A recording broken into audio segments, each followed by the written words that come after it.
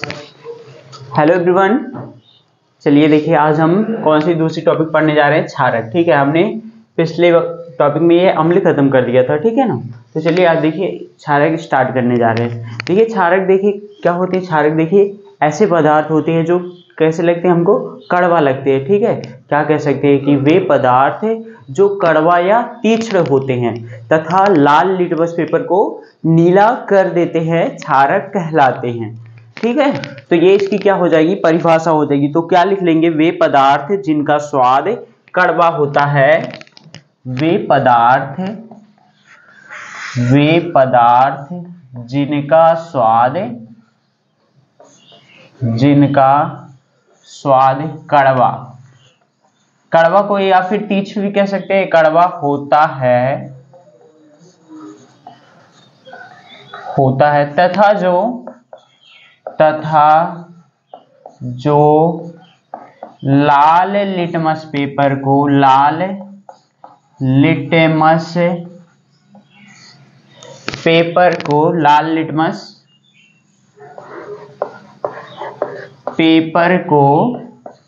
नीला कर देते हैं, समझ रहे हैं। ये देखिए क्या होते हैं, क्षारक कहलाते हैं वे पदार्थ जिनका स्वाद कड़वा होता है तथा जो लाल लिटमस पेपर को नीला कर देते हैं, क्षारक कहलाते हैं। ठीक है, तो ये तो सिंपल डिफिनेशन थी। अब देखिए कौन वैज्ञानिक थे, अर्हेनियस सिद्धांत के अनुसार भी देखिए जानते हैं कि ये क्षारक क्या होते हैं। देखिए अर्हेनियस सिद्धांत के अनुसार क्षारक देखिए ऐसे पदार्थ होते हैं जो जल में घोलने के बाद केवल ऋणावेश में केवल OH- आयन देंगे। ठीक है, मतलब कि क्या अर्हेनियस सिद्धांत के अनुसार बता रहे हैं। ठीक है, मान लीजिए ये जल है, जल में देखिए घोलने के बाद जो क्षारक होते हैं, ठीक है, वो केवल ऋणावेश आयन में केवल OH- आयन ही देंगे, तो वो क्या कहलाएंगे, क्षारक कहलाएंगे। ठीक है, तो दूसरी हेडिंग यहाँ पे डाल लीजिएगा, किसके अनुसार, अर्हेनियस सिद्धांत के अनुसार, अकॉर्डिंग टू अर्हेनियस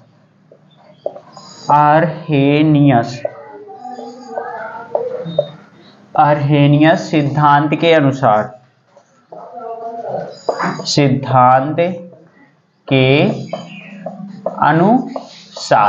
देखिए अर्हेनियस सिद्धांत के अनुसार ये क्षारक क्या होते हैं। देखिए क्या होते हैं कि वे रासायनिक पदार्थ जो आयनन के पश्चात, मतलब कि जल में आयनन के पश्चात केवल OH- आयन देते हैं। ठीक है, ऋणावेश आयन में केवल OH- आयन देंगे, वही क्या कहलाएंगे, क्षारक कहलाएंगे। तो यहाँ पे लिख लीजिए वे रासायनिक पदार्थ, इसकी परिभाषा, वे रासायनिक पदार्थ जो आयनन के पश्चात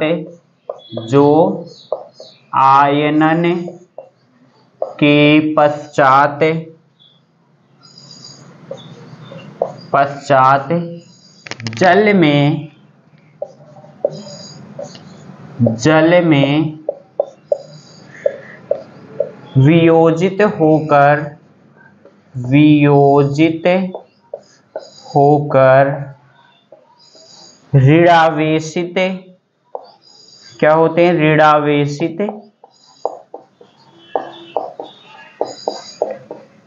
देखिए आप लोग भगा कर देखिए, जैसे स्पीड तेज कर दीजिएगा। ठीक है, जब देखेंगे तो ये जल्दी से हो जाएगा। ठीक है, जो लिखते हैं, वे रासायनिक पदार्थ जो आयनन के पश्चात जल में वियोजित होकर ऋणावेशित आयनों के रूप में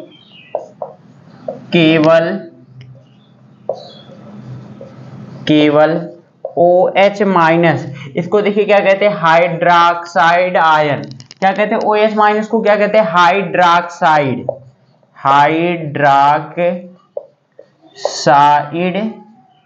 आयन। OH- को क्या कहते हैं, हाइड्रॉक्साइड आयन देते हैं। ठीक है, हाइड्रॉक्साइड आयन देते हैं, वही क्या कहलाएंगे, क्षारक कहलाएंगे। देखिए ये दोनों परिभाषा समझ गए। ठीक है, क्षारक देखिए क्या होते हैं, अर्हेनियस वे रासायनिक पदार्थ जो जल में आयनन के पश्चात जल में वियोजित होकर ऋणावेशित आयनों के रूप में केवल OH माइनस मतलब हाइड्रोक्साइड आयन देते, वही क्या कहलाते हैं, क्षारक कहलाते हैं। अब देखिए क्षारक को भी देखिए, कुछ क्षारक देखिए ऐसे होते हैं जो जल में घुल जाते हैं, और कुछ ऐसे भी क्षारक होते हैं जो जल में नहीं घुलते हैं। तो जो क्षारक क्या होते हैं, जो जल में घुल जाते हैं, चलिए इसको भी लिख देते हैं। मतलब कि जो क्षारक जल में घुल जाते हैं उसको क्या कहते हैं, उनको बोला जाता है क्षार बोला जाता है। ठीक है, नोट करके यहाँ पे लिख लेंगे, इसी में नोट। मतलब कि वे क्षारक जो जल में घुलनशील होते हैं, वे क्षारक जो जल में घुलनशील, क्या है, घुलनशील होते हैं, उनको देखिए क्या बोला जाता है, क्षार बोला जाता है। क्षार को इंग्लिश में क्या कहते हैं, अल्कली कहलाते हैं। ठीक है, मतलब कि वे क्षारक जो जल में घुलनशील होते हैं क्षार कहलाते हैं। तो इससे आप कह सकते हैं कि जितने भी देखिए क्षार होते हैं वो क्षारक होते हैं। ठीक है, मतलब जो क्षार होते हैं वो क्षारक होते हैं, परंतु सभी क्षारक नहीं हो सकते। ठीक है, जितने भी देखिए क्षार होते हैं वो क्षारक होते हैं, लेकिन तो सभी क्षारक क्षार नहीं होते हैं। तो इसमें ये भी लिख लीजिए, अतः देखिए क्या कह सकते हैं, सभी क्षार क्या होते हैं, क्षारक होते हैं। सभी क्षार क्षारक होते हैं,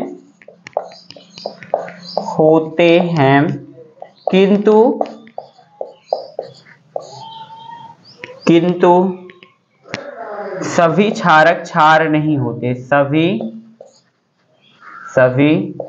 क्षारक क्षार नहीं होते,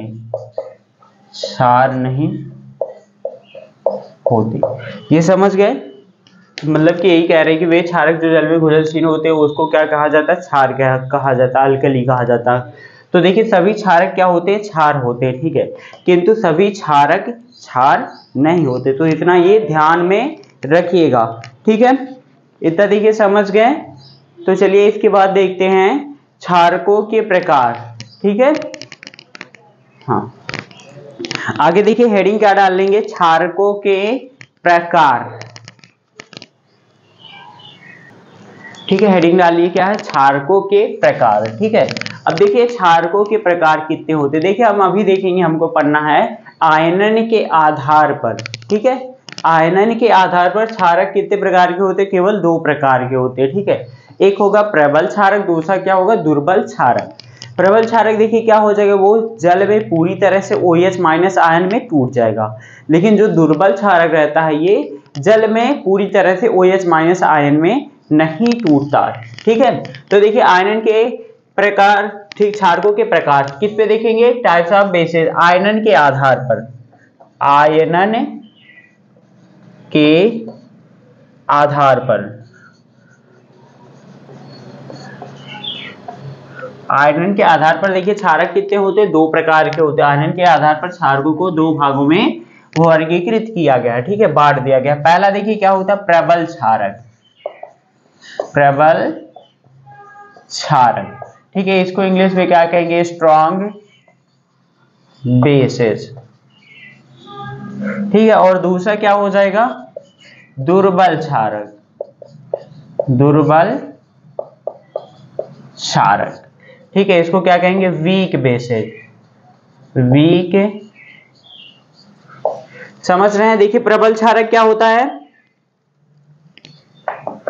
प्रबल क्षारक कह सकते हैं कि वे क्षारक जो जल में पूर्णतया वियोजित होकर OH माइनस मतलब कि हाइड्रोक्साइड आयन देते हैं, प्रबल क्षारक कहलाते हैं। ठीक है, तो इसमें लिख लीजिए। और दुर्बल में क्या हो जाएगा, वे क्षारक जो जल में वियोजित होकर के पूरी रूप से क्या OH माइनस आयन मतलब कि हाइड्रोक्साइड आयन नहीं देते हैं। ठीक है, ये दुर्बल कहलाएंगे। तो प्रबल वाला देखिए लिख लीजिए, वे क्षारक जो जल में, वे क्षारक जो जल में पूर्णतया पूर्णतया मतलब क्या होता है, पूरी रूप से, पूर्णतया वियोजित होकर,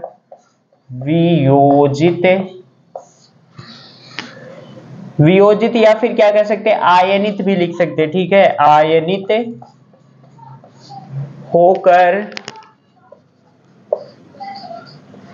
होकर हाइड्रोक्साइड आयन, क्या कहते हैं, hydroxide ion, OH minus ion देते हैं, ठीक है, इसको हाइड्रोक्साइड आयन। तो वे क्षारक जो जल में पूर्णतः वियोजित या आयनित होकर OH माइनस आयन देते हैं, प्रबल क्षारक कहलाते हैं। एग्जाम्पल के लिए देखिए लिख लेंगे यहाँ पे, जैसे KOH हो जाएगा, पोटेशियम हाइड्रोक्साइड है, सोडियम हाइड्रोक्साइड है, बेरियम हाइड्रोक्साइड है, ठीक है, आदि, ठीक है। जैसे देखिए कह दिया जाता है, एग्जाम्पल देखिए मैं दे रहा हूं, ये पोटेशियम हाइड्रोक्साइड का KOH है, ठीक है, AQ लिख दिए, मतलब कि ये जलीय विलयन, मतलब कि ये क्या है, जल में घोला गया है। जब देखिए जल में घोलेंगे तो ये किस में टूटेगा, ये टूट जाएगा K पॉजिटिव, मतलब कि ये क्या पोटेशियम आयन है, और क्या है, हाइड्रोक्साइड आयन में ये टूट जाएगा, OH माइनस आयन में ये टूट जाएगा, अवस्था AQ रहेगी, मतलब कि जल में ये टूटा हुआ है, ठीक है, ये समझ गए। अब देखते हैं ये दुर्बल क्षारक क्या होते हैं। तो यहाँ पे क्या कह सकते हैं कि वे क्षारक जो जल में पूर्णतः वियोजित या आयनित नहीं होते हैं, ठीक है, जो वे क्षारक जो जल में पूर्णतः वियोजित या आयनित होकर OH माइनस आयन नहीं देते हैं, ठीक है, वही क्या कहलाते हैं, दुर्बल क्षारक कहलाते हैं। तो इसको भी लिख लीजिए, वे क्षारक, सिंपली लिख लीजिए, वे क्षारक जो जल में, क्या लिख सकते हैं, पूर्णतया वियोजित या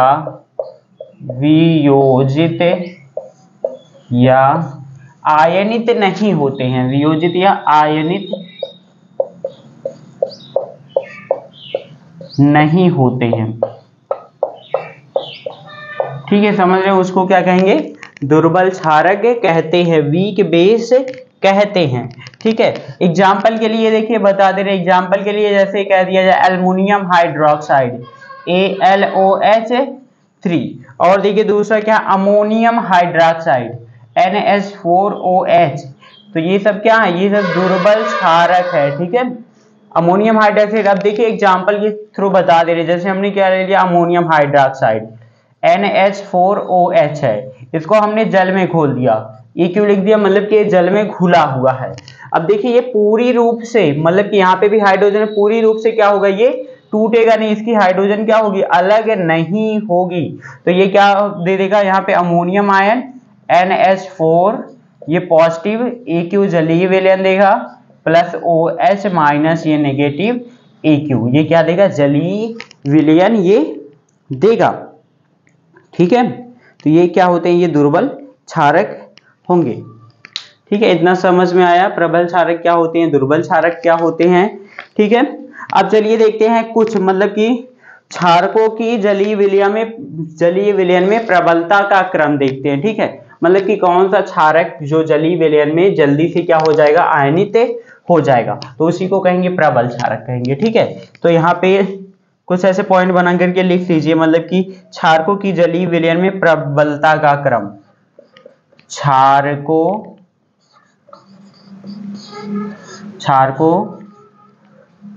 का जलीय विलयन में प्रबलता का क्रम,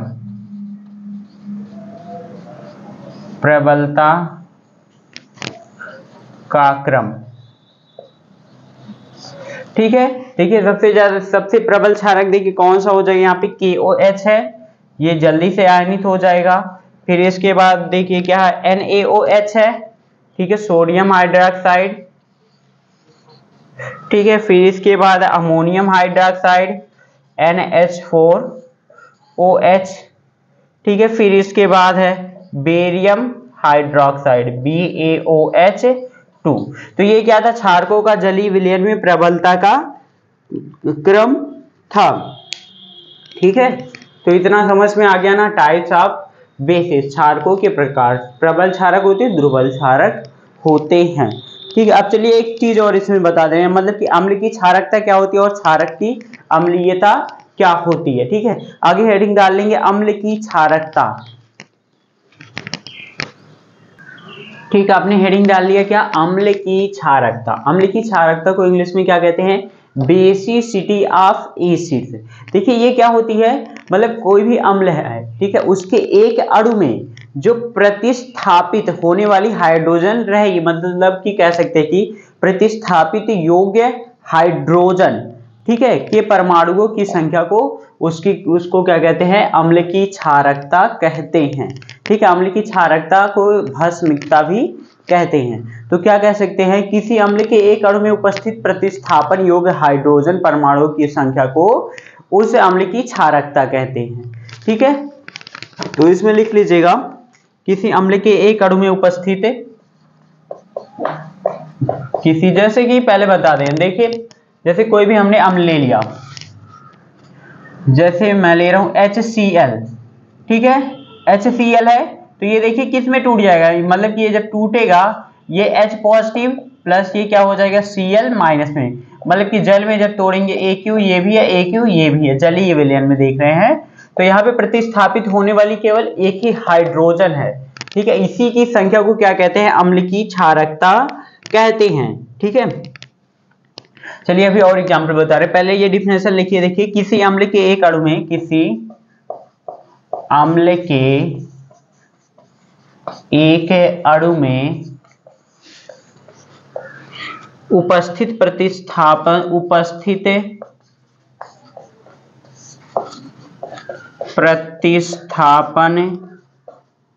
योग्य हाइड्रोजन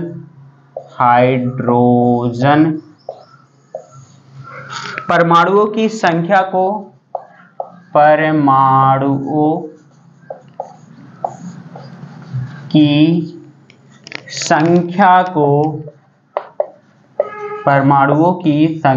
को उस अम्ल की क्षारकता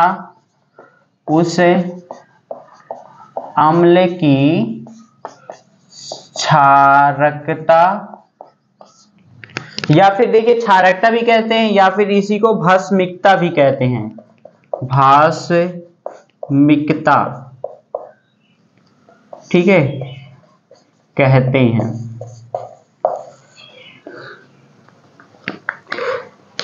अब देखिए जो अम्ल होता है, मतलब कि अम्ल को भी क्या कहा जाता है, मतलब कि इसकी जो प्रतिस्थापित योग्य हाइड्रोजन रहती है, इसी के आधार पर इसको भी, अम्ल की क्षारकता को भी बांट दिया गया। मतलब कि क्या होता है, एक क्षारकता हो गया, ठीक है, क्या कहेंगे, एक क्षारकीय हो गया, दो क्षारकीय हो गया, तीन क्षारकीय हो गया। मतलब एक क्षारकीय का मतलब क्या हो जाएगा, जिसमें केवल एक हाइड्रोजन विस्थापित, मतलब कि निकल सकती है, प्रतिस्थापन हो सकती है, तो उसको कहेंगे एक क्षारकीय। दो क्षारकीय में क्या हो सकती है, दो हाइड्रोजन निकल सकती है, तो उसको क्या कहेंगे, ये दो क्षारकीय है। ठीक है, तीन हाइड्रोजन निकलेंगे तो उसको क्या कहेंगे, तीन क्षारकीय कहेंगे। ठीक है, त्रिक्षारकीय बोलेंगे। जैसे देखिए एक क्षारकीय कौन कौन सा हो जाएगा, ये मैं दे दूं एग्जांपल और भी, CH3COOH, इसको जल में घोलने के बाद देखिए क्या, केवल एक ही तो यहाँ पे निकलेगा, मतलब कि CH3COO नेगेटिव आयन में टूटेगा, AQ प्लस यहाँ पे क्या हो जाएगा, ये H पॉजिटिव, एक ही हाइड्रोजन निकल रही है। ठीक है, और यहाँ पे HNO3 है, HNO3, इसको भी अगर देखिए हम जल में ये घोल रहे हैं तो इससे भी हमें क्या निकलेगा, केवल एक ही हाइड्रोजन हमको मिलेगी, AQ।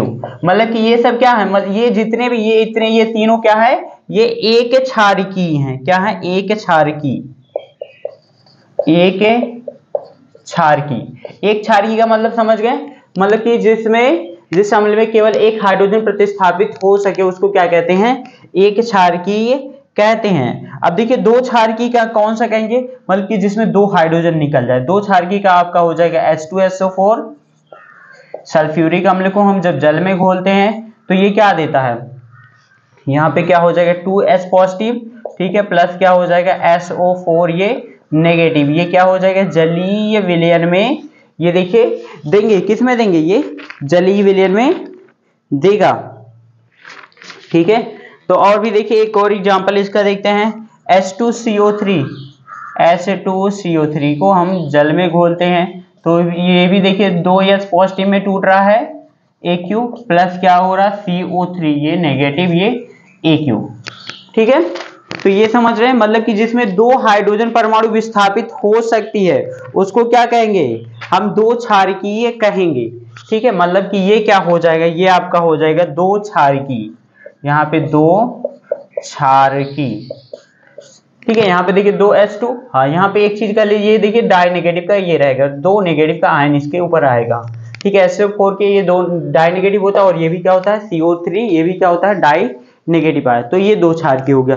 वैसे ही त्रिक्षारकी देखेंगे, जैसे H3PO4 है, H3PO4 मतलब कि H3PO4 में H3PO4 में यहाँ पे 3 हाइड्रोजन ये निकल सकती, तो ये क्या हो जाएगा, ये त्रिक्षारकी हो जाएगा।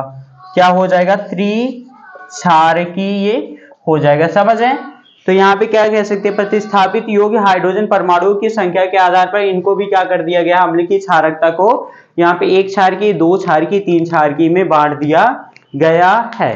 ठीक है, इतना समझ में आया। अम्ल की क्षारकता देखिए समझ गए, तो अगली चलिए हेडिंग डाल लीजिएगा, क्षारक की अम्लीयता मींस एसिडिटी ऑफ बेसेस। ठीक है, हेडिंग आपने डाली है क्या है, क्षारक की अम्लीयता एसिडिटी ऑफ बेसेस। देखिए ये क्या होती है, किसी क्षार के एक अणु में उपस्थित प्रतिस्थापन योग्य हाइड्रॉक्सिल आयनों की संख्या क्या कहलाती है, उस क्षारक की क्या कहलाती है, अम्लीयता कहलाती है। मतलब कोई भी क्षार है उसमें से OH माइनस कितने निकल सकते हैं, वही क्या कहलाएगा, उसकी क्षार, उसकी अम्ल की जो क्षारक रहेगा उसकी अम्लीयता कहलाएगा। ठीक है, तो चलिए इसकी पहले परिभाषा लिख लीजिए, किसी क्षार के एक अणु में उपस्थित है, किसी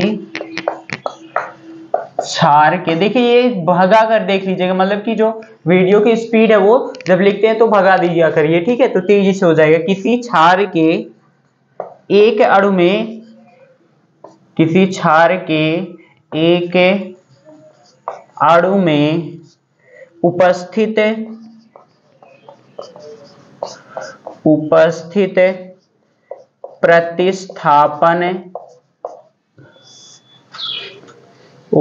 प्रतिस्थापन योग्य हाइड्रॉक्सिल आयनों,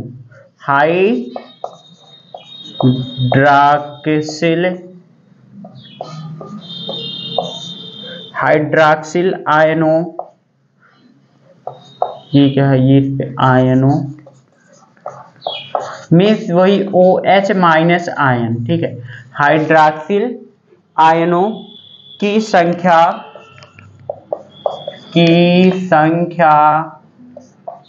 उस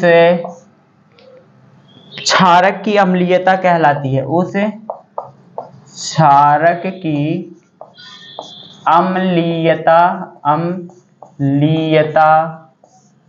कहलाती है।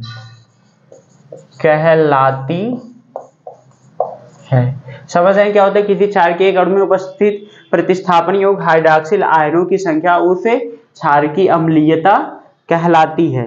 ठीक है, जैसे कि देखिए अब इसको भी क्या कर दिया गया, क्षारक को भी इसके मतलब कि जो निकलने वाले होते हैं हाइड्रॉक्सिल समूह होते हैं उन्हीं की संख्या के आधार पर इनको भी देखिए बांट दिया गया है।